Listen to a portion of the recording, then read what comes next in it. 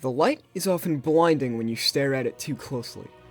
With the lightweight champion Haos deck, we can use that surprise flash to blind and stun opponents. The Bakugan show is full of scenes where characters pull off an impossible victory from an initial power way below their opponents, and this deck aims to recapture some of that chaos. Play your cards right, and you'll feel like you have as much plot armor as a product tie-in cartoon hero. This is a mono Haos deck that uses Season 1 and 2 components. It's a more defensive setup with low G-power Bakugan that plays best on your own gate cards, with heavy incentive to blow through your ability cards early in the round, giving you a strong game up front, and then use a mix of traps and recycling effects to clean up and secure the late game. Another cool thing about this deck is that you can play most of your cards in any order you want, which makes the setup really unpredictable. You can keep an opponent who thinks they know your strategy on their toes over the course of multiple rounds. Like I said before, you want to keep your G-powers low when you use this deck. Haos in general has a lot of tactics that focus on reversal against your opponent from a place below them, and a good bit of our setup plays into that. I've chosen Haos Hammer Gorum, Saurus, and Beast Striker. You can see their G-power on screen now, and you'll notice they're a little lower than some of the other Bakugan we tend to play with. This is by design, so don't worry.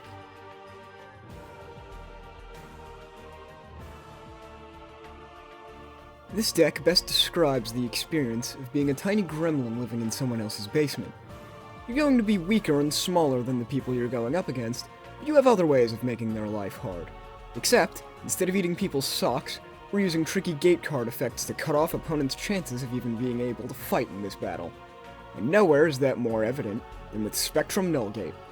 Spectrum Nullgate is a devious copper gate card from the lowest pits of the abyss that decided it hates frontrunners, so the Bakugan with the highest G-power loses their attributes for this battle.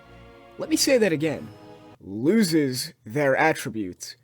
That means no gate attribute bonus, and that means no ability cards that mention a specific attribute. By this point, your opponent probably can't even play the game anymore, but if they somehow can, Spectrum Nullgate still gives a nice Haos bonus. But the thing that will probably give your opponent nightmares about this card the worst is that they'll never know when you put this card down. It's scary at any point in the brawl, and the rest of your setup doesn't benefit or detriment from any particular timing or using of it. The best thing to do with Spectrum Nullgate is put the lowest G-power Bakugan you have on the card, in this case Saurus, but even then, you're likely using a generally lower powered set with this deck, so you're not dead in the water if one of your other Bakugan lands on here instead, and that can help trick your opponents anyway. It's basically a, "you've activated my trap" card, but for Bakugan. Now what's probably my favorite gate card of the three is this right here, our gold gate card, Energize. The first thing you'll notice about Energize is probably the insanely high Haos bonus.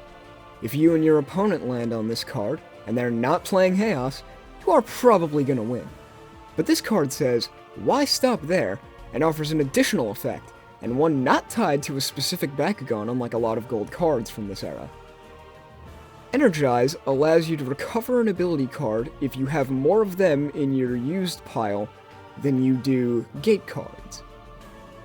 This means you can use your ability cards, especially your blue one, frivolously in opening rounds, particularly if you accidentally land on an opponent's gate card and you need the life support or an out. And then, you play this gate card and get one of your lost tools back. You probably won't need it during a battle on this gate card either, meaning you might have just secured yourself 2 victories, and that's no small thing. Your silver card doesn't matter much. I just like to run Sunrise since I'm usually fighting Pyrus players, but anything with a high Haos bonus works, such as Baked Soil. Without a tricky effect to help you, you might feel the low G-power of your Bakugan sting the worst here. You can try to mitigate that if you know what you're going up against, like picking a silver card that has a low G-power bonus for your opponent's Bakugan attribute, like Sunrise here that is out for Pyrus and Aquos' blood, or Baked Soil if you're trying to rob a Ventus player for their lunch money on the playground instead. Like Spectrum Nullgate, you can use this at pretty much any point in the match and get similar results, although playing it when your opponent is down most of their ability cards and doesn't have a way of getting them back easily might mitigate the danger of battling here.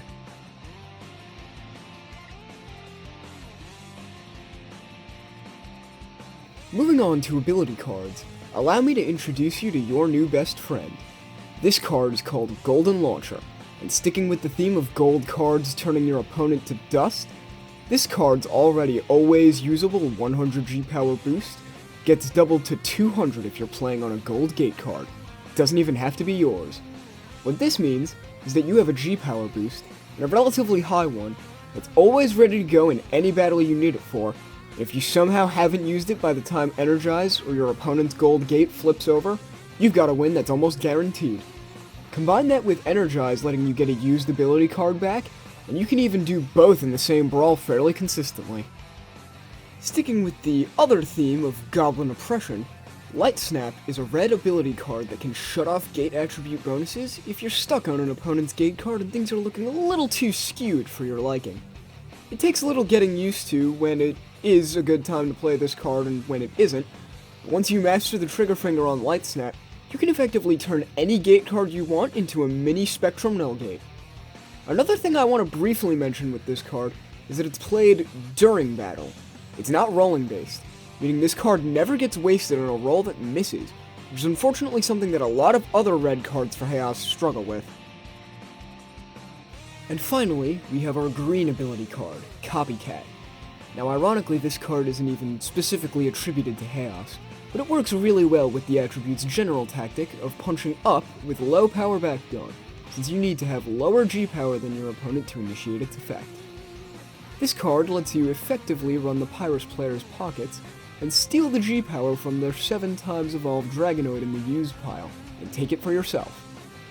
This card alone won't always save you in a battle, but it can catch you up much closer to your opponent, and it's an especially solid support considering it doesn't change your attribute like a lot of similar cards, so all your other tricks still work. You might feel vulnerable on rounds where your opponent doesn't have anything in their used pile, and unfortunately there's not much that can be done about that. Still though, if your opponent has such good aim, you can take advantage of that with your landmine cards like Spectrum Null Gate. All in all, the Lightweight Champion deck is a well-rounded kit that allows for seemingly weak Bakugan to really punch above their weight class. Just remember to make sure you watch where you're aiming, and manage your ability cards well, as a wrong move could open up your defenses to a likely much stronger opponent. Thank you for watching, and I'll see you soon.